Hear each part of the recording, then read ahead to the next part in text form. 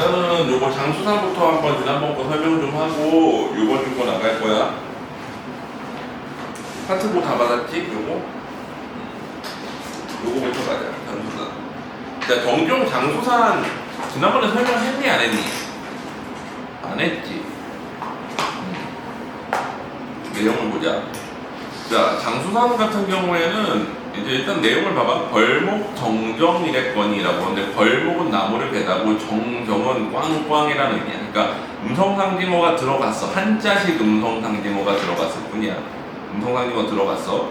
이랬거니 아름드리 한아름다에는 큰 소나무가 베어짐 즉도 하이. 이거 무슨 뜻이야? 베어질 만도 하다. 실제 베어진다가 아니야. 산이 이제 크니까 그 아름드리 큰 소리 베어질 만도 한 상황이라는 거지. 또 고리우러 메아리 소리가 쩌러렁 들려옴 즉도 하이. 그럴 만도 하다라는 건데 실제로 들린다는 거는 아니야. 근데 이게 문제에 따라서는 해석에 따라서 교재에 따라서는 이게 뭐 들려오고 있다로 해석하는 경우도 있긴 한데 보통은 들려오지 않는다로 해석을 해. 통상. 그러니까 들려옴 즉도 하다라는 건 들려올 수도 있고 안 들려올 수도 있다는 거지. 근데 들려온다는 의미는 아닌 거야. 꼭 들려온다는 건 아니지. 이해되지? 그러니까 그만큼 산이 커서 나무가 이제 그 나무 베는 소리가 들려옴 즉도 하고 골짜기가 울어 메아리 소리가 쩌러렁 들려옴 즉도 한데 어때? 고요하다는 거지. 그러지 않고 다람쥐도 쫓지 않고 메새도 울지 않어. 깊은 산 고요가 차라리 뼈를 저리는데 뼈 저릴 정도로 고요하대. 눈과 밤이 종이보다 희구나. 무슨 뜻이야? 눈이 이제 산에 하얗게 눈이 와가지고 이 산이 다 하얗게 보이는 거야. 나무들이 이렇게 있고 산이 하얗게 이렇게 있는 거야. 그래서 보면은 하얀색은 뭐야? 눈이지. 그 다음에 달도 보름을 기다려 흰 뜻. 그러니까 달도 하얀색인 거야. 여기서는. 왜? 달빛이 이렇게 비추는 게 이 눈을 비추면서 하얗게 보인다라는 거지. 백색 이미지가 커. 이 골짜기를 걸음이란다. 무슨 뜻이야?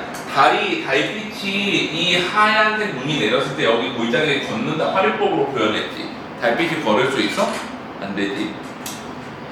우절 중이 6판에 지고 웃고 올라간 뒤 우절 중이 그러니까 우리 집 위에 있는 절이 있는데 거기에 중이 내려와서 나랑 장기인지 바둑인지를 6판에 두고 6판에 다 지고서도 웃고 올라갔대. 욕심이 없지. 그런 늙은 사나이에 남긴 내음새를 줍는데 무슨 뜻이야? 그 사람을 따르고 싶다는 거지. 욕심 없는 그 사람의 모습을 나도 따르고 싶다. 시름은 바람도 있지 않는 고요에 심이 흔들리우니. 근데 마음속에 시름이 있어. 배경은 일제강점기이기 때문에 뭐 일제강점기의 암울한 현실에 대한 극복 의지라고 봐. 오 견디란다. 참 오려니 슬픔도 꿈도 없는 장수산 속 겨울 한밤이네. 장수산 속의 어떤 겨울 한밤의 고요한 고요한 상황처럼 속세를 벗어나 이 암울한 시기를 버티겠다라는 그런 시라고 봐. 이해되지? 그래서 요거 해석이나 막 이런 부분 때문에 초팅한 거 보니까 둘 다 틀렸다고. 문제 3개 있는데 장수산 문제 3개 다 틀렸더라. 그러니까 한번 다시 그건 확인해봐. 알았지? 자, 그 다음에 이거 파트 9 나가자. 자, 오늘은 정희석, 그 다음에 조지훈, 천양희 이렇게 3사람이지.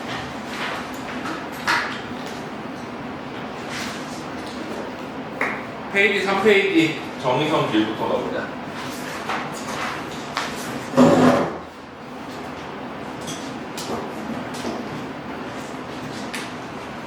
정희성 질 보면은 이 사람이 어떻게 시인이 됐는지가 나오는데 봐봐. 아버지는 내가 법관이 되길 원하셨고 화자는 나지.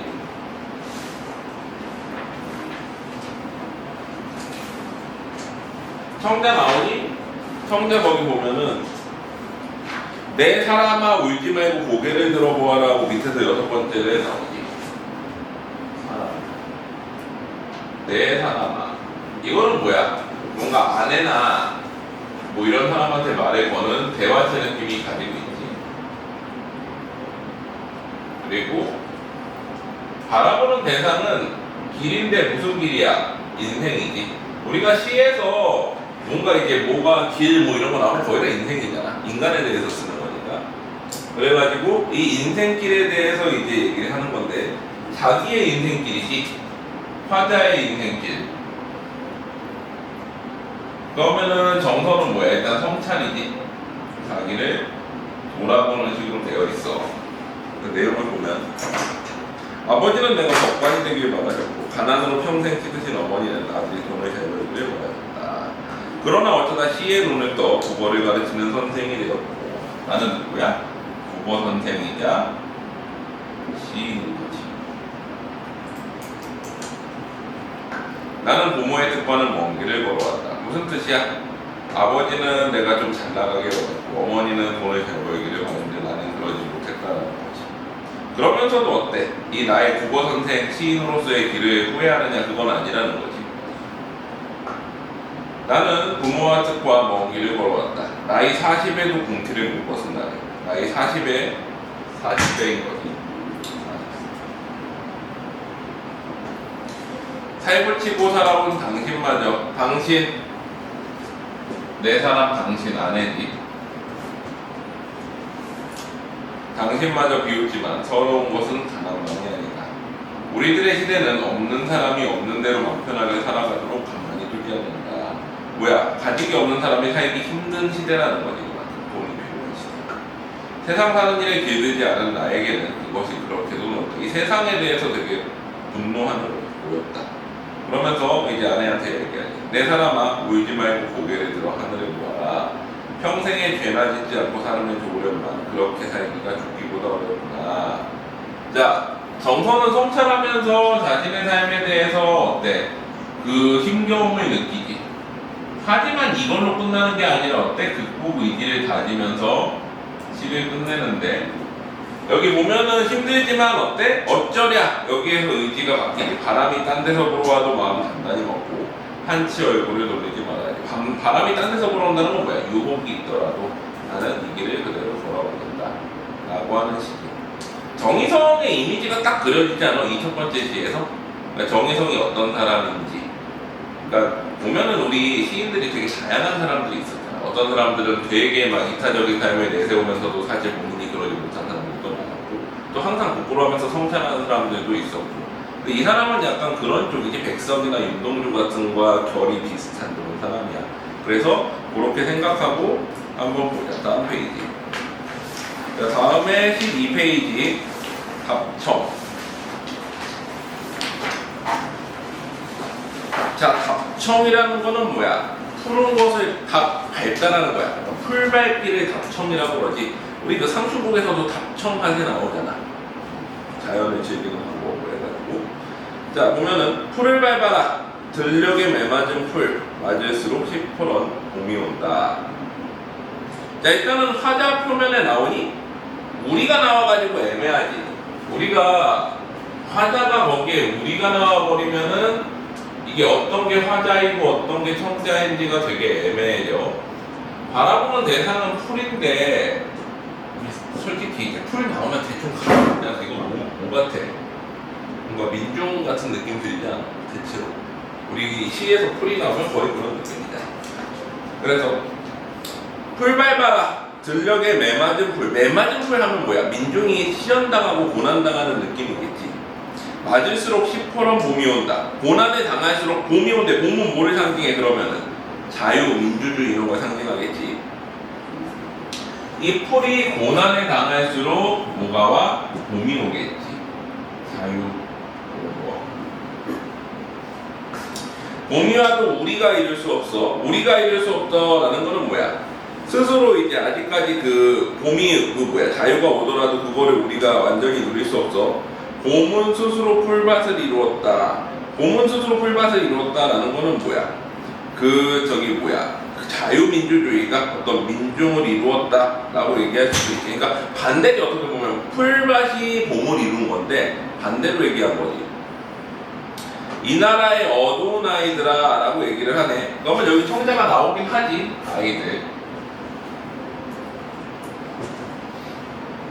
아이들아 풀 밟아라. 그러면 메시지 전달 느낌이 되지. 청자만 나오고 타자는 애매할 때 메시지 전달 느낌이 돼. 밟으면 밟을수록 푸른 풀 밟아라. 그래가지고 어때? 뭔가 봄을 소망하고 자유를 소망하는 행위가 나타나지. 정서는 기본적으로 밟아라 하면서 명령법을 쓰는데 명령법을 통해 가지고 뭐를 나타내? 소망을 나타내는 시야. 이렇게. 됐지? 자, 그 다음에 15페이지 물구나무 서기.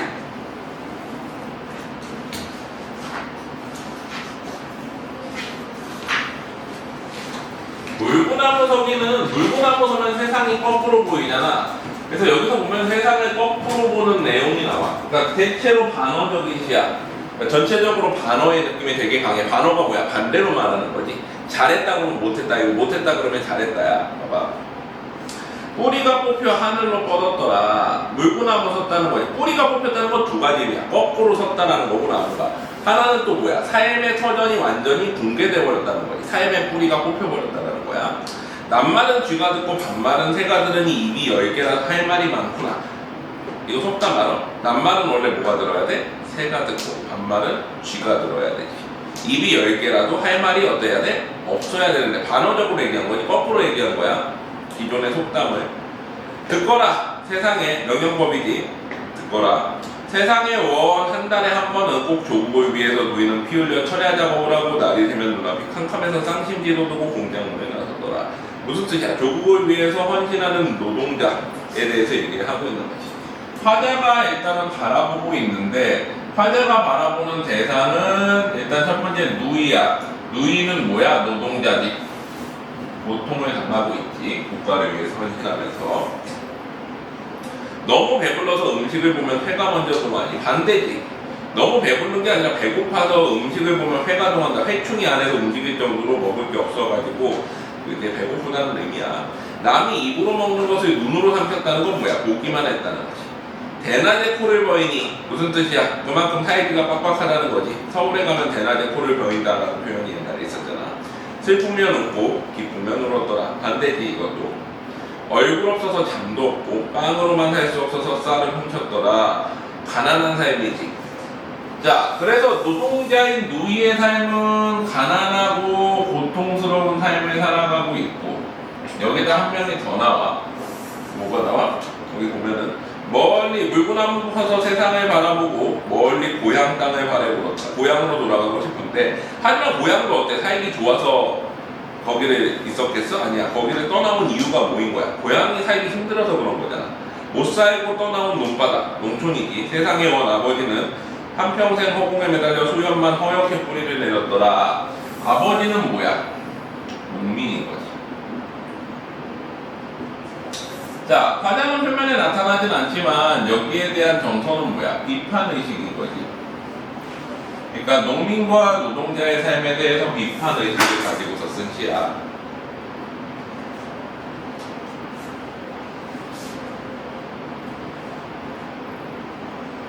그 다음에 24페이지 숲.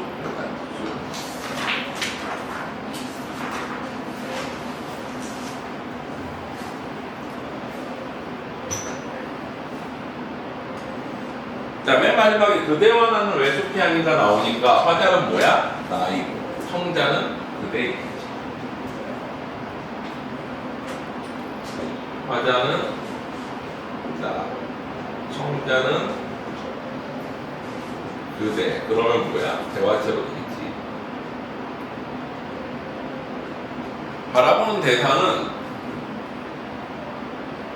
숲이지. 숲과 뭐를 대비시켜? 인간을 대비시키면서. 정서는 뭐야? 여기에 대한 문제제기지. 문제의식을 제기해. 무슨 얘기야? 자, 나무들은 숲을 이룰 수 있는데 인간들은 왜 어때? 하나의 공동체를 이루지 못하느냐 이것이. 자, 숲에 가보니 나무들은 제각금은 제각기지. 제각기 서 있던 각자 서 있는데 제각기 서 있어도 나무들은 숲이었어. 하나를 이룰 수 있다는 거지. 조화로운 삶의 형태를. 근데 강화문 지하도를 지나며 그 숱한 사람을 만나지만 왜 그들은 숲이 아닌가? 이거는 무슨 뜻이야? 인간들은 숲을 이루지 못한다는 거지. 공동체를 이루지 못하고 있다는 거야. 자, 이 메마른 땅을 외롭게 지나치며 낯선 그대와 만날 때 그대와 나는 왜 숲이 아닌가? 하나의 공동체를 이루지 못하는가? 라고 하면서 문제의식을 나타내고 있지. 자, 그 다음에 25페이지 7페이지 저 산이 나의 더러.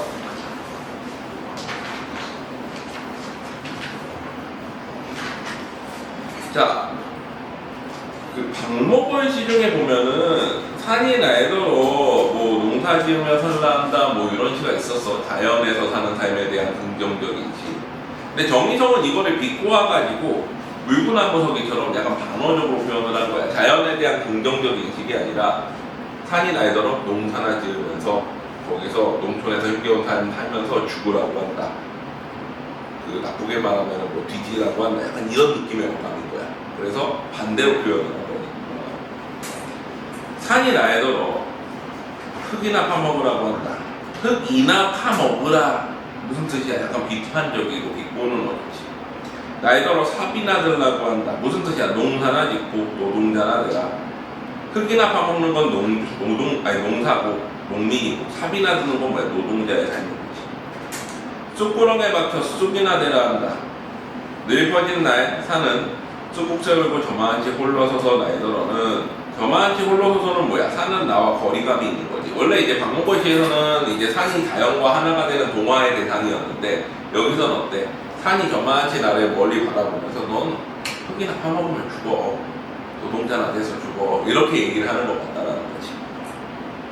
그래가지고 저만치 홀로 서서 나에더러는 쑥국새 마냥 울라하고 흙 파먹다 죽은 아비 굶주려 지쳐 쑥구렁에 낮아빠진 애미처럼 울라한다. 산이 나에더러 흙이나 파먹다 죽으라 한다. 흙이나 파먹다 죽으라 한다 라는 표현 자체가 되게 절망적이지. 그 농촌 생활에 대한 비판의식. 이건 뭐 따로 설명할 것도 없는 시잖아. 딱 읽어보면 느껴지기. 자, 그 다음에 또 다음 시로 가보자. 33페이지 정문강의 3의 19. 이게 정의성의 대표시지. 정의성의 대표시. 정의성 하면은 어떤 노동자 문제에 대한 비판의식 같은 것들이 되게 많이 나오는데 그 중에서 이게 가장 대표적인 시야. 정문강의 3의 19. 근데 이 시는 대표적인 시이기도 하지만 동시에 해석이 두 가지로 나오거든. 하나는 이게 그냥 비판의식에서 체념으로 끝나느냐, 하나는 거기에 대해서 극복 의지를 가지느냐, 두 가지로 해석을 하는데 일단은 보자. 화자는 우리라고 나오는데 노동자야. 화자는 우리 노동자이고 바라보는 대상은 노동자의 삶을 바라보고 있어. 자신들의 삶을 바라보고 있지. 그러면 뭐야? 성찰이지. 성찰인데 성찰하면서 여기서 뭐를 느껴? 체념을 느끼는데 이 체념 다음에 여기에서 극복 의지로 가느냐 안 가느냐에 대한 해석이 다양해. 그러니까 노동자의 삶에 빗댄 게 흐르는 것이 물뿐이냐 하면서 물과 같이 우리의 삶도 흐른다 라고 얘기를 하고 있거든. 그러고서 맨 마지막에 또 흐르는 것이 물뿐이냐 다시 뜨는 것이 달뿐이냐 하면서 달도 여기에 해당하는 것처럼 쓰기도 하고 아니라고 보기도 해. 그리고 여기에서 반복되는, 이게 달의 반복되는 삶이라고 보고 요거는 흐르는 삶이라고 봤을 때 이 반복되는 삶에서 극복 의지를 뽑아낼 수 있는지 없는지 여부가 좀 애매해. 해석이 교과서마다 달라. 볼 때마다. 자, 한번 보자. 흐르는 것이 물뿐이랴. 서리법이지. 물뿐이 아니다. 노동자의 삶도 흐른다. 우리가 저와 같아서 흐르는 물과 같아서 강변에 나가 삽을 씻으면 삽은 뭐야? 노동자를 상징하지. 거기에 슬픔도 퍼나버린다. 무슨 뜻이야? 슬프다는 거지. 노동자의 삶은 기본적으로 슬퍼. 일이 끝나 저물어 스스로 깊어가는 강물을 보며 쭈그려 앉아 담배나 피우고 나는 돌아갈 겁니다. 화자 거기 보면 나가 나오긴 하지. 자, 근데 봐봐. 이 정의성은 시에서 보조사나 이게 특수 어미 같은 걸 많이 사용해서 어떤 체념적 어조 같은 거 되게 잘 쓰지. 아까도 어때? 흙이나 파먹으면 죽으라. 흙이나지. 흙을 파먹으며가 아니라 흙이나 파먹으면 죽으라고 한다. 막 이렇게 표현하잖아. 보조사를 통해가지고. 마찬가지 여기서도 뭐야? 담배나 피우고 돌아갈 뿐이다. 라는 표현을 쓰기. 그러니까 뭔가 이게 체념적 어조들을 많이 써. 자, 삽자루에 박힌 한 생에 노동자의 생애가 이렇게 저물고 색강바닥 썩은 물에 달이 듭니다. 썩은 물은 뭐 산업화로 오염된 환경이라고 보기도 하는데 자 봐봐. 썩은 물에 달이 뜨는 문화는 달은 뭐야? 반복의 이미지도 있지. 떴다 졌다. 하지만 또 희망의 이미지도 있다고 볼 수 있잖아. 그래가지고 이 달의 희망으로 보면 극복 의지라고 보기도 해. 노동자의 삶에 대한. 근데 정의성의 전체적인 시 흐름을 봐서는 체념이 많겠지. 이 극복이지 나오겠어? 안 나올 것 같잖아. 근데 해석하기에 따라서는 달을 희망으로 상징하면 희망으로 볼 수도 있는 거야. 자, 그래서 달이 뜨는구나. 우리가 저와 같아서의 앞에 저는 물일 수도 있고 뭐야? 달일 수도 있는 거지. 반복해서 뜨는 달과 같아서라고 해석할 수도 있어. 흐르는 물에 잡을 싣고 먹을 거 없는 사람들의 마을로 다시 어두워 돌아가야 돼. 이게 체념일 수도 있지. 어두워서 어쩔 수 없이 다시 노동자의 삶을 살아야 돼 라고 할 수도 있지만 또 이렇게 생각할 수도 있잖아. 어쩔 수 없이 우리는 하지만 그래도 계속 이걸 살아갈 수밖에 없어 라면서 극복 의지를 다니는 거일 수도 있지. 이해돼? 그러니까 생각하기 나름인 건데 어차피 반복되는 삶은 맞는데 어쩔 수 없이 우리는 이거 계속 그러니까 이런 거지. 공부 계속 해야 되는데 힘들잖아. 근데 어쩔 수 없이 우리는 공부를 해야 돼 라고 하는 의미일 수도 있고 또 반대로 생각하면 긍정적으로 생각하면 이거잖아. 뭐야? 야, 힘들지만 우리는 그래도 해야 돼 계속 이렇게 생각할 수도 있는 거지. 이해되지? 두 가지로 해석을 해. 자, 그 다음 시 57페이지 정의선 마지막 시 한 그리움이 다른 그리움에게.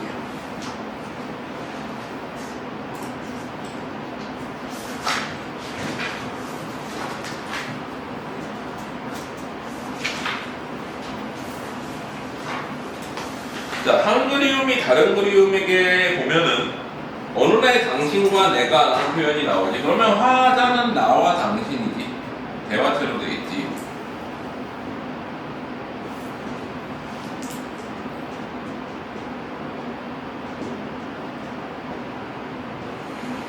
어느 날 당신과 내가 날과 시로 만나서 나의 실과 시실이지. 우리가 보면은 이렇게 만나고 이렇게 만나가지고 뭐가 되는 거야? 천을 이루는 거잖아. 이걸 만드는 게 나의 실과 시실이지. 날과 시로 만나서 하나의 꿈을 엮을 수 있다면, 이게 만나서 이제 꿈을 만들 수 있다면, 우리들의 꿈이 만나 한 폭의 비단이 된다면 나는 기다리리 추운 길목에서. 바라보는 대상은 뭐야? 우리가 만나서, 대상은 우리지. 우리가 만나서 꿈 비단이 된다면, 그러면 뭐를 겪어야도 되겠다? 고통도 인내하겠다 라고 얘기하고, 나는 기다리리 추운 길목에서 조직거리지. 오랜 침묵과 외로움 끝에 한 슬픔이 다른 슬픔에게 손을 주고 한 그리움이 다른 그리움에 그윽한 눈을 들여다보네. 서로 뭔가 이제 힘겨운 사람들이 도움을 주는 거지. 어느 겨울인데, 겨울 뭐야? 고통과 시련은 우리들의 사랑을 죽게 하니 외롭고 긴 기다림 끝에 어느 날 당신과 내가 만나 하나의 꿈을 엮을 수 있다면 어떤 인내와 소망이 나타나지. 근데 앞에 쓴 시에 비해서 이런 시들은 되게 어때? 못 썼지. 그러니까 정의성이 긍정적인 시보다는 자기 정서 자체가 체념적이어서 그런지 모르겠는데 체념적인 시를 더하자. 이건 너무 흔해 빠졌잖아. 정의성 빼놓고 여기다가 정호승 갖다 넣는다던가 아니면은 뭐 누구야 뭐 이육사 같은 사람 갖다 넣어도 크게 그게 안 나잖아. 자기만의 특성이 안 나타나. 근데 정의성 하면은 항상 뭐가 떠오르면 돼. 전문가의 삶을 싣거나 길이라던가 뭔가 이렇게 되게 체념적이면서 이렇게 툭툭 내뱉는 것 같은 막 이런 거 있잖아. 그런 느낌이 좀 어울리는 시인이지. 요 시는 좀 특성이 없잖아. 잘 쓴 느낌도. 근데 어쨌거나 이런 시도 썼다라는 거. 그래서 우리가 시인별로 이렇게 쭉 배우면서 이 시인이 어떤 이미지인지를 대충 머릿속에 넣고 있어야 돼. 그래야 이제 처음 보는 시가 나오더라도 대충 이런 시인이었지, 뭐 앞뒤 문맥상 이런 느낌이었구나 라고 이렇게 생각해보면 쉽게 풀 수 있는 거지. 자, 그 다음에 다음 시인으로 가자. 조지훈은 좀 옛날 시인이지. 73페이지 낙화. 유명한 시지, 조지훈의 낙화는.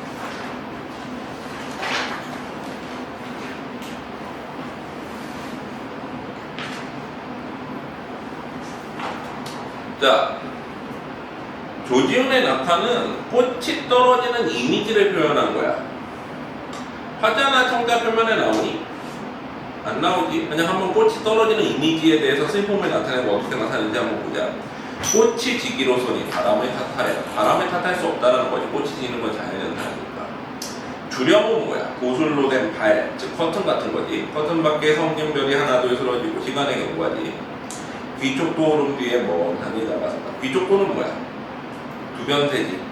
귀쪽도 온다고 그러기도 하고 부력이 온다라고 그러기도 하지. 그 슬픔의 한을 먹으면 되잖아. 기본적으로 먼 산이 다가선다. 먼 산이 다가선다는 건 뭐야? 날이 밝아오면서 산이 가깝게 보인다는 거야. 촛불을 꺼야지 꽃이 지는데 촛불을 끄는 거는 두 가지 의미가 있는데 뭐 슬픔 때문에 촛불을 끈다고 해석하기도 하고 또 어때? 이제 꽃이 지는 걸 좀 더 잘 바라보기 위해서 아내가 밝으면 밖이 잘 안 보이잖아. 촛불을 끈다는 거지. 꽃 지는 그림자 같은 에어리어 하얀 미닫이가 우렁우렁 색채대에 나오기. 하얀 미닫이와 붉은 나무. 그 다음에 묻혀 사는 이의 고운 마음을 다음 페이지 아는 이가 있을지 저하는 이. 묻혀 사는 이의 고운 마음을 아는 이가 있을지 저하다라는 건 좀 많이 나오는 표현이지 두려워하다의 의미야. 그러니까 화자의 자기 스스로를 묻혀 사는 이라고 표현했지 고운 마음까지. 꽃이 지는 아침은 울고 싶어라. 그래서 꽃에 대한 악화에 대한 슬픔을 나타내는 표현이지. 됐지? 자, 그 다음에 83페이지 교훈 맹세로 갑니다.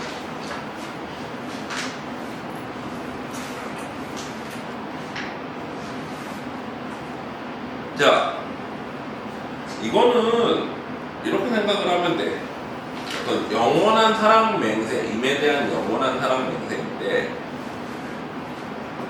거기 보면은 이제 화자인 나가 영원한 사랑 맹세를 해. 근데 그 임이 뭔지가 되게 중요한데 일단 화자는 나야.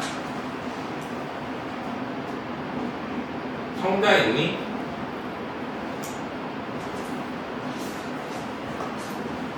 성자 표면에 안 나오는 것 같지. 바라보는 대상은 여기 보면은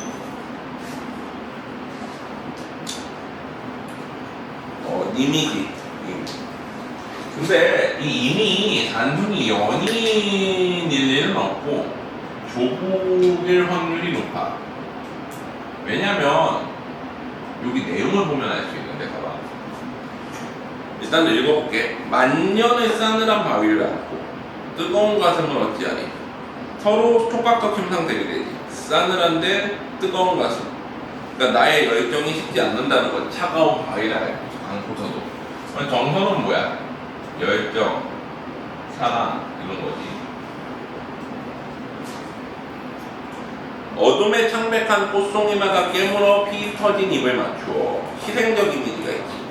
마지막 한 방울 피마저 불어넣고 해돋는 아침에 죽은 말이야. 나를 희생해서라도 님을 위해서 뭔가 헌신하겠다는 의미가 있지.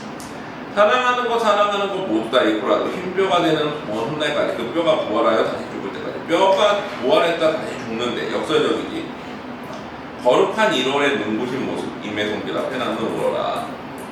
자, 님을 위해서 헌신해가지고 님을 영원히 사랑하겠다는 거잖아. 근데 이 자체만 해도 어떤 좀 연인의 느낌이 아니지. 뭔가 조국이나 이런 거 광복에 대한 이미지인 거잖아.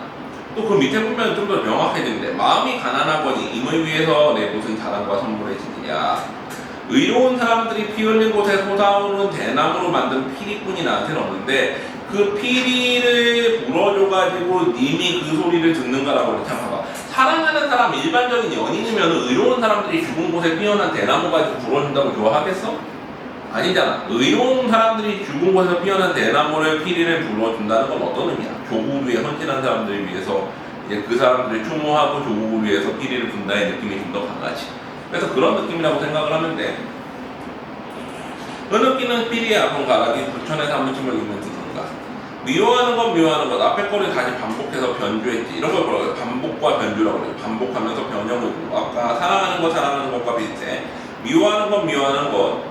모두 다 잊고서라도 붉은 마음이 수치되는 날까지. 숯이 되살아나서 다시 제거될 때까지.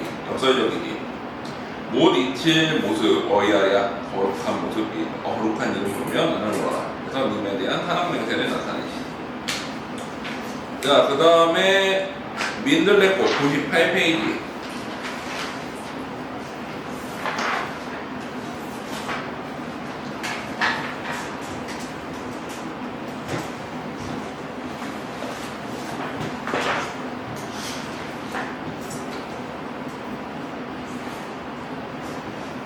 자, 민들레꽃을 통해 가지고 위로를 받는 거야. 그러면 왜 위로를 받는 거야? 뭔가 그대에 대해서 이제 그리워하는 모습을 민들레꽃을 통해 가지고 위로를 받는 건데, 봐봐. 까닭없이 마음이 외로울 때 노란 민들레꽃 한 송이도 애처롭게 그리워지는데 아 얼마나 위로이냐. 민들레꽃이 위로가 되는 거지. 소리쳐 부를 수 없는 이 가득한 거리에 그대 조용히 나를 찾아오니 자 그대는 여기에서 거기 보면은 뭐야 민들레꽃일 수도 있고 그리움의 대상일 수도 있지. 임에 대한 사랑한다는 말 이 한마디는 내 이 사랑에 온전히 떠난 뒤에 남을 것. 잊어버린다 못 잊어 차라리 병이 되어도 아 얼마나 위로이냐. 그대 맑은 눈을 들어 나를 보느니 라고 하면은 그대는 뭐야 민들레꽃일 수도 있고 또 뭔가 어떤 다른 대상일 수도 있는 거지. 민들레꽃에 대한 그리움이라고 하기에는 어때? 민들레가 위로를 주고 있는 거잖아. 그래서 그대를 부르고 있지만 사실 민들레꽃일 수도 있고 또 다른 대상일 수도 있는 거지. 이거는 어렵지 않지. 자, 그 다음에 110페이지 상상의 노래, 산위의 노래지.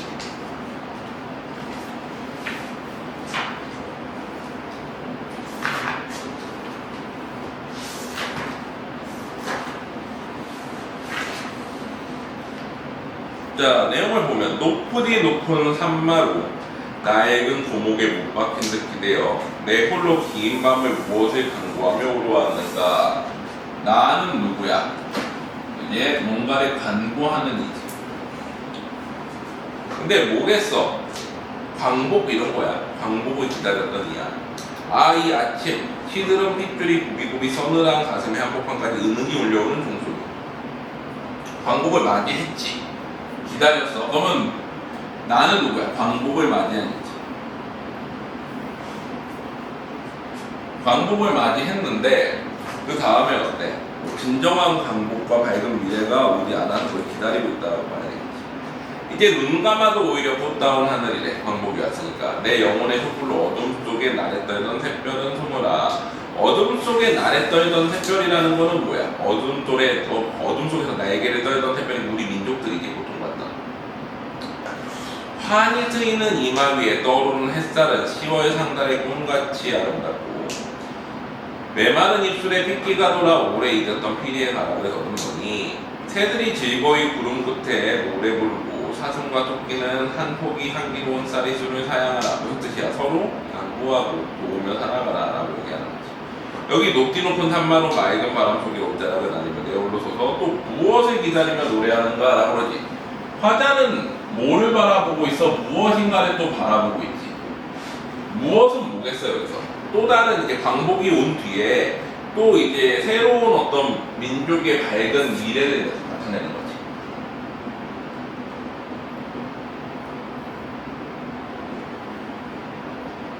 그리고 청자는 따로 없으니까 좋겠지.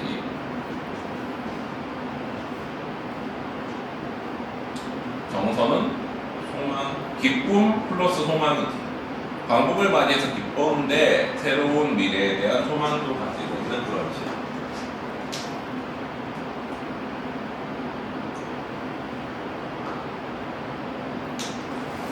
자, 조지훈의 시 중에서 이제 가장 유명한 게 사실은 뭐야? 승무지, 승무.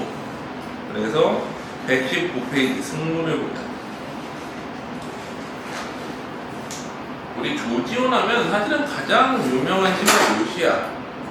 한번 볼까? 얇은 사 하얀 고깔은 고이 접어서 나비를 들어봤니? 요즘은 잘 안 나오는 시인데 원래 제일 유명한 시 중에 마치 이제 진달래꽃 막 이런 수준의 윤동주의 서시, 김소월의 진달래꽃, 조지훈의 승무 막 이런 게 대표시거든. 자, 승무는 여승이 추는 춤이라는 뜻이지 춤 모자야. 그래가지고 얇은 사 하얀 고깔은 곱이 접어서 나비와 같구나. 나비로구나. 자, 고깔 어떻게 생겼어? 이런 식으로 생겼잖아. 이런 식으로 생긴 거를 쓰고서 이렇게 추지. 소매가 긴 옷을 입고 이렇게 돼 있어가지고 버선 신고 이렇게 추는 거잖아. 그리고 여기 긴 이런 뭐라 그래? 선 같은 거 하나 들고서 이렇게 들고서 쳐. 파르나니 깎은 머리를 박사 고깔에 감추고, 왜 여성이니까 그볼에 흐르는 빛이 정작으로 고와서 서러워라. 역설적이니? 고와서 서럽다. 왜? 너무 아름다워서 오히려 서럽게 느껴진대. 여성이잖아. 촉새를 떠난 사람인데 너무 아름다워서 서럽다라는 거지. 비인데 황촉불이 말없이 녹는 거네.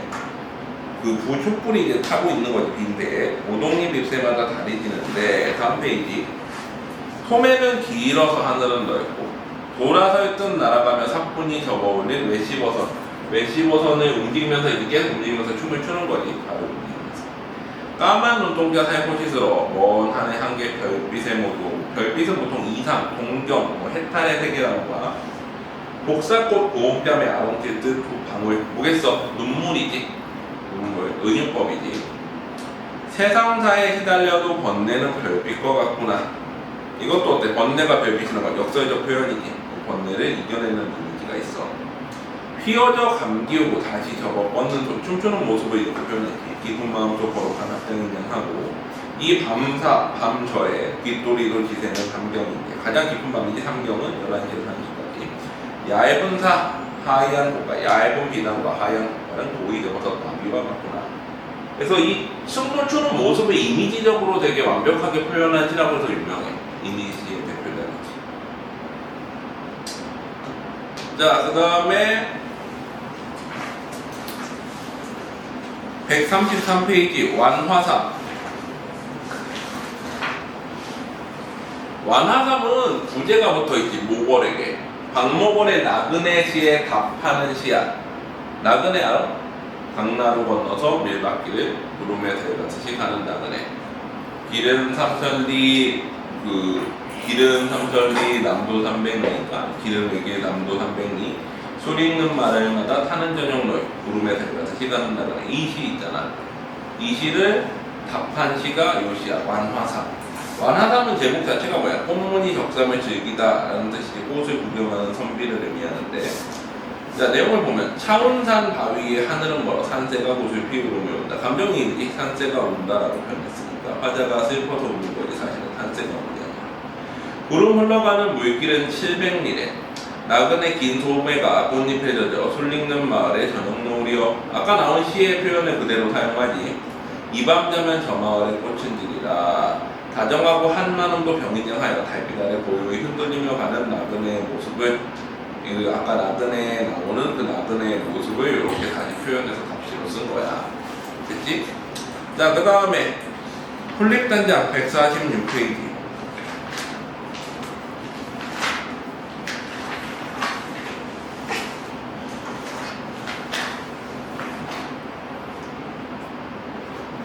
자, 폴립단장은 폴립에 대한 짧은 시라는 뜻이지. 폴립을 바라보면서 폴립에 대해서 이제 예찬하는 시야. 간단히 볼게 봐봐. 무너진 성터 아래 오랜 세월을 풍선을 깎여온 바위가 있고, 자, 바위가 있는데 바위는 사실은 이제 폴립이 있는 공간이지. 아득히 손짓하며 구름이 떠가는 언덕에 말없이 올라서서 한 줄기 바람에 조차례 씻기는 폴립을 바라보며 나의 모가짐도 또한 시로리 같은 바람결에 흔들리노라. 폴립을 보면서 나의 몸가짐을 흔들린다라고 표현했지. 폴립과 더불어서 그럼 동화된 거지. 폴립을 동일시하는 거야, 자기와. 아, 우리들 태초의 생명의 아름다운 분신이 여기 태어나. 폴립이지. 고달픈 얼굴을 마주대고 나지기 웃으며 얘기하니 때의 흐름이 조용히 물결치는 옷에 그 깊이 어른 한떨기 영혼이여 라고 하면서 부르지, 도노법으로. 그래서 폴립에게 말을 걸면서 폴립을 예찬하는 시야. 자, 그 다음에 화책이야. 156페이지. 이제 미안, 147페이지 화책이연 다음 페이지. 자, 화책이연 같은 경우에는 화채, 꽃이 개현, 뭐야? 피다의 의미지. 그러니까 꽃이 피는 것을 이렇게 표현한 거야. 우리 예전에 뭐 하나 있었잖아. 개화 순간의 이미지를 표현한 그런 시도 있었지. 여기에 하늘을 하면서 시간이 멈춘다 그러다가 이제 잎이 퐁 터지면서 이제 꽃이 피는 과정을 표현하는 시도 있었어. 그런 시와 비슷한데 봐봐. 실눈을 뜨고 벽에 기대있다. 아무것도 생각할 수가 없다. 왜? 꽃이 피는 순간의 감동을 표현한 거야. 짧은 여름밤은 촛불 한자루도 못 녹인다. 못 녹인 채 사라지기 때문에 여름밤은 너무 짧아서 섬돌이에 문득 석류꽃이 터진다. 무슨 뜻이야? 여름밤이 짧아서 그 사이에 석류꽃이 터지는데 꽃망울 속에 새로운 우주가 열리는 파동, 그 석류꽃이 이렇게 피는 거를 우주가 열리는 파동이라고 표현했지. 아, 여기 태고적 바다에 소리 없는 물고래가 꽃잎을 적시는데 방 안 하나 가득 석류꽃이 물 들어온다. 내가 석류꽃으로 들어가 앉는다. 아무것도 생각할 수 없던 개화 순간의 모습에 아무것도 생각할 수 없다 라고 표현을 한 거지. 자, 그 다음에 조지온 마지막 시 흙을 만지며 페이지 156페이지.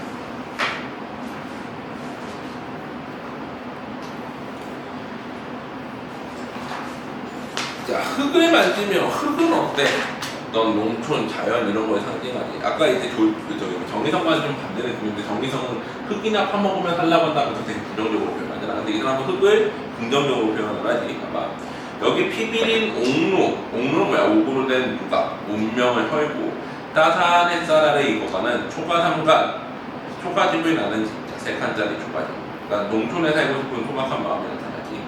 없는 곳두고 모두 다 있는 곳에 어쩌면 이 많은 외로움이 그물친다. 봐봐. 없는 곳두고 모두 다 있는 곳에 외로움이 그물을 친다. 이건 뭐야? 문명사회에 대한 비판인 거지.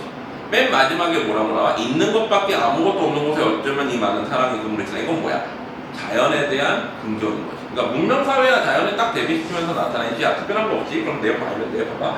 허공에 박힌 화살을 뽑아 한 자루 호미를 벼러보자. 허공에 박힌 화살은 뭐야? 전쟁, 투쟁, 싸움을 그만두고 한 자루 호미는 뭐야? 농사 짓는 걸 의미하지. 홍기는 흙냄새에 귀 기울이면 뉘우침의 눈물에서 꽃이 피는나 무슨 뜻이야? 지금까지 삶에 대해서 이제 뉘우치는 거지. 문명사회나 싸움에 살아왔던 삶에 대해서 마지막 돌아가 이 한 줌의 흙으로 살아온 결국엔 돌아가지. 스며서 흐르는 산골 물소리, 여기 가난한 초가를 잡고 푸른 하늘에 산천 넘치는 항구로 나무를 나는 심자. 있는 것밖에 아무것도 없는 곳, 그 자연 속에 있는 사람이 그물을 치나. 그래서 문명과 자연을 대비해서 자연 속의 삶을 추구하는 그런 시인이지. 여기까지가 이제 조지훈. 마지막으로 천양이는 되게 최근 시인인데 약간 좀 뭐랄까 아이디어 발상이 좀 돋보이는 그런 시들을 적었어. 그래서 일반적으로 좀 이제 이해하기 힘든 약간 좀 특이한 형태의 시들을 많이 적었는데 분석하기보다는 한번 느낌을 한번 좀 보자. 천양이 시들은 어떤 느낌인지. 아마 일단은 첫 번째 시가 그 사람 손을 보면 175페이지. 자, 천양이 시들은 분석하기보다 그냥 읽으면서 어떤 느낌인지 한번 보면 되는데 봐봐. 구두 닦는 사람을 보면, 그 사람의 손을 보면, 구두 끝을 보면 검은 것에서도 빛이 난다. 흰 것만 빛나는 것이 아니다. 발상의 전환을 얘기하지. 검은 것인데 빛이 난다.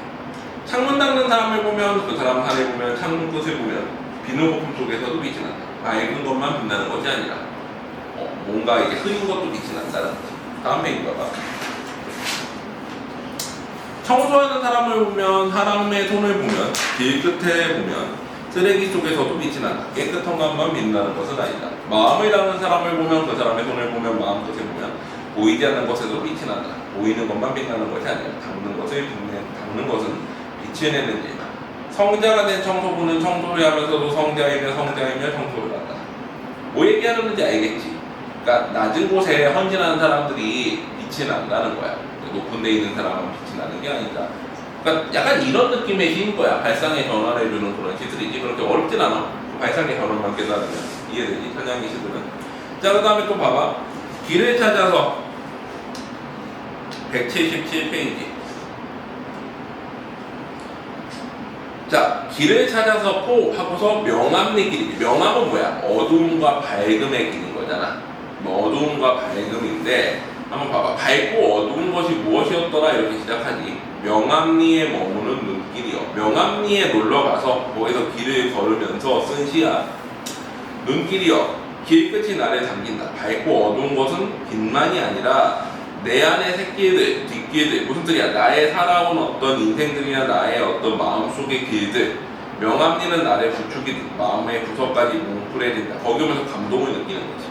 길은 모를수록 새롭고 새 길은 새로워서 낯설다. 낯설게 만나는 바람소리, 물소리 그 소리마다 귀막히다. 자, 길을 걸으면서 예찬하는 거지. 그 길이 너무 좋다라는 거야. 새삼 놀란다. 내 눈길이 나에게서 멀어지지 않는다. 모르는 길이 발끝까지 따라온다. 나는 생의 명암을 다시 비춘다. 자, 그 길을 걸으면서 나의 삶을 또 돌아보는 거지.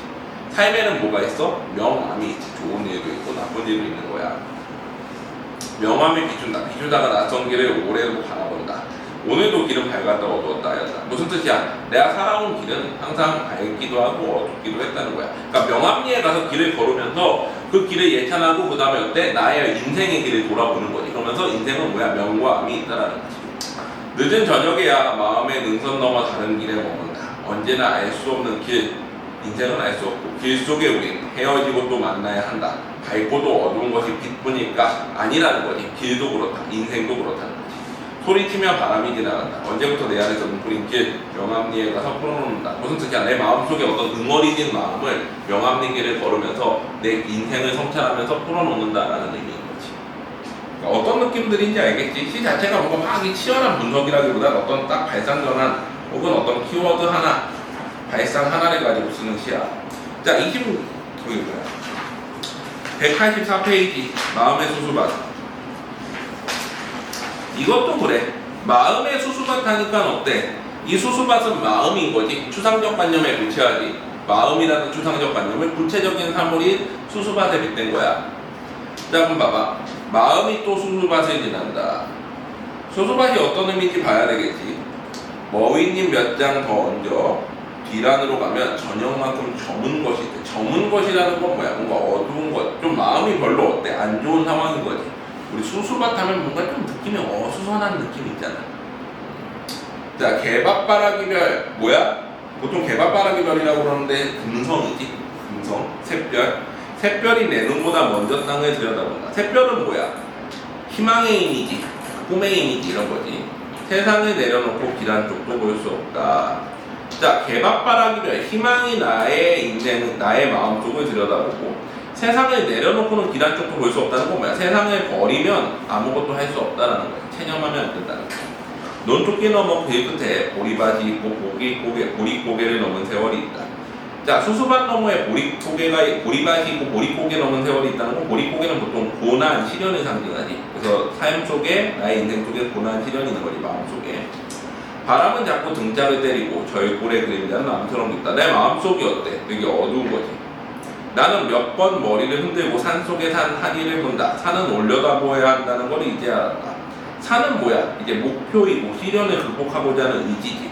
저기 하늘의 자리는 싱싱하게 푸르되 희망이 있고 푸른 것들이 어깨를 쫓긴다. 그 희망이 나를 부추기는 거죠. 올라가라. 저 시련을 극복하라. 얘기를 하고 있다는 거죠. 산이 시련이면 하늘은 어때?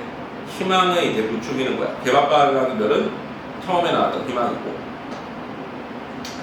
자, 그래야 한다고. 나를 부추기는 솔바람 속에서 내 막막함도 올라간다. 번쩍 정신이 든다. 이 마음속의 고난과 시련을 극복하는 거지. 이 정신이 들 때마다 울부짖는 내 속의 목탁새들. 목탁새들은 뭐를? 삶에 대한 깨달음을 상징해. 나를 깨운다. 이 세상에 없는 길을 만들 수 없다. 이 세상 없이는 길을 만들 수 없는 거야. 세상 속에서 그걸 극복하는 거야. 산 옆구리를 끼고 절벽을 오르니 천불산이 몸속에 들어온다. 1000개의 부처가 있는 산이래. 그럼 깨달음을 얻은 거지. 고뇌, 어떤 번뇌를 벗어난 거야. 내 마음속에 수수밭이 환해진다. 그러니까 마음속의 이미지를 산이나 뭐 이런 거를 통해서 고난을 극복하고 마음속의 고난을 극복하고 깨달음까지 다닿는 과정을 표현한 거라고 봐. 이해되지? 자, 그 다음에 198페이지 새가 있던 자리. 이것도 약간 이런 느낌. 전체적으로 천양의 시들이 약간 이런 느낌들이야.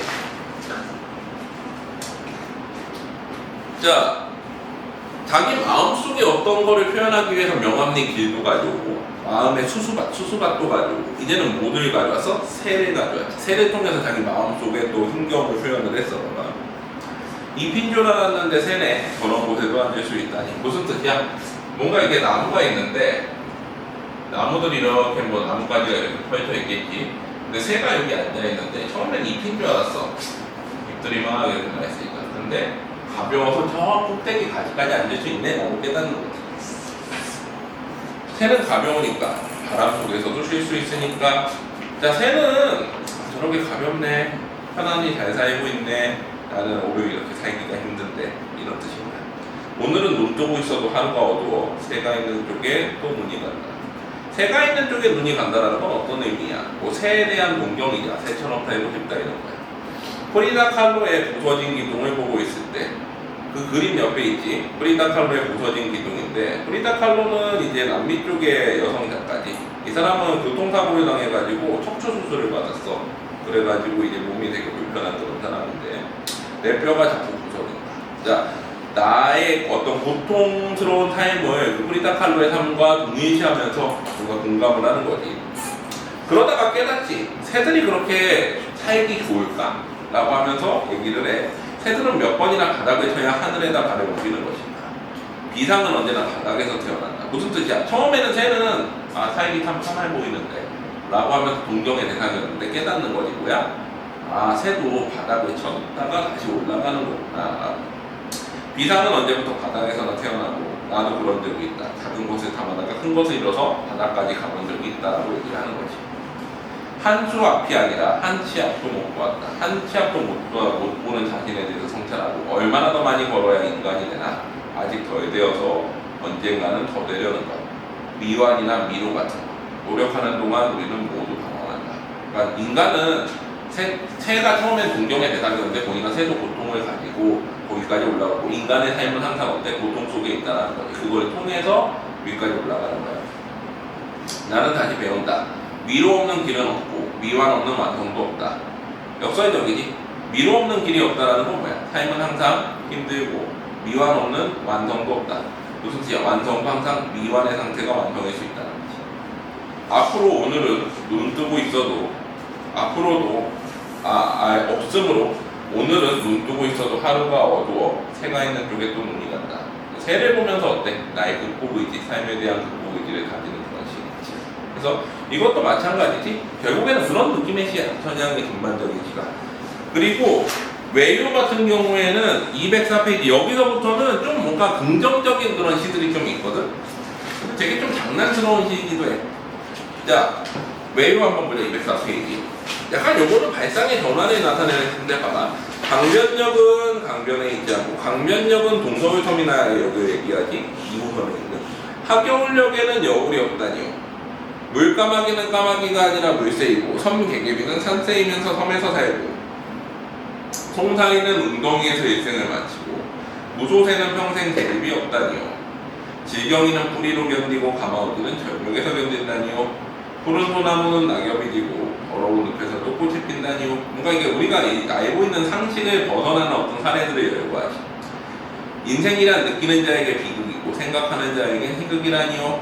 생각의 전환을 나타내는 것 같지. 필연적인 것만 무겁고 무게가 있는 것만이 가치가 있다니요. 라고 하면서 뭔가 비판하려고 하는 것도 얘기하지. 필연적인 것만 무거운 거는 아니라는 거지. 여기서 말하는 거. 그러니까 앞에는 우리가 생각하는 발상의 전환, 그 다음에 어때? 인생에 대한 깨달음, 그 다음에 마지막에는 비판적 의식까지를 다 담았어. 뭐 여러 가지를 열거한 다음에 사자별자리 오늘 밤 하늘에 봄이 왔음을 알립니다. 배신바랍니다. 이만 총총이라고 얘기를 하는데, 자, 봄이 왔음을 알린대. 정확히 무슨 의미인지 모르지.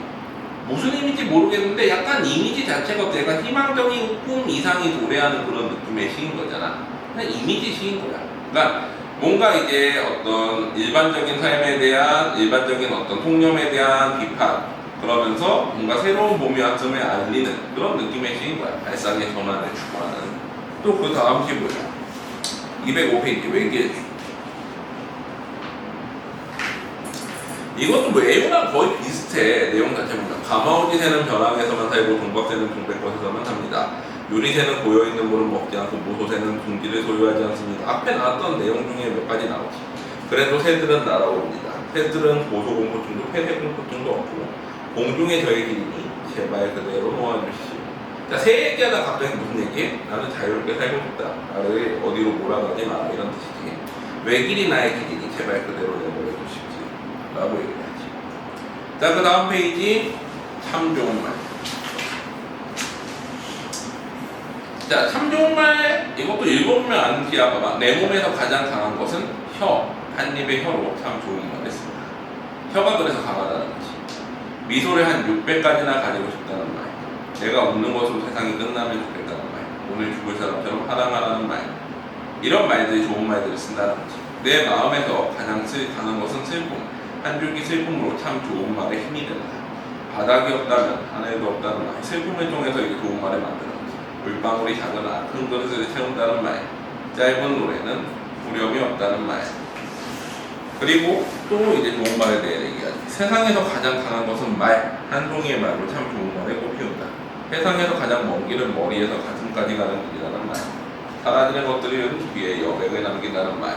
옛날은 가는 것이 아니라 이렇게 갖고 온다는 말. 그래서 여러 가지 좋은 말들에 대해서 좋은 말들은 뭐로 만든다? 처음엔 혀로 만들고 그 다음에 슬픔으로 만들고 그 다음에 말 자체가 강한 힘을 가진다 라고 얘기하고 싶은 거지. 그래서 그걸 얘기를 하는 거고, 마지막으로 이제 하나의 이거 이미지시야. 봐봐. 시냇물에 빠진 구름 하나. 시냇물에 빠진 구름이라는 건 뭐야? 구름이 미친 거지. 한 아이가 구름 위에 앉아 송사리 떼를 보았지요. 하루를 흩어지는 구름대치를 제자에 대며 물장구 치며 노는 어린 것들. 색강에서 놀러온 물총새 같았지요. 세상의 모든 작은 것들, 새끼들, 풀빛인지 새소리인지 무슨 초롱꽃인지 뭐라고 댕댕거렸지요. 어떤 그 샘에 있어 비치는 어떤 아니면 물에 비친 모습을 이렇게 표현을 한 거지. 무엇이 이 세상에서 이렇게 오래 보실까요? 이것들에 대한 애정이지. 그러니까 물에 비친 여러 가지 어떤 모습들에 대해서 애정을 가지고 쓴 시인 거야. 그러니까 천양에는 사실 읽어보면 어떤 느낌인지 알겠지. 전체적인 시 느낌이 그런 느낌이야. 그래서 여기까지 하고 다음 주까지 보고, 이번 주는 한 권이니까 다 쓰고 하나씩 풀어와. 알았지? 오케이, 여기까지.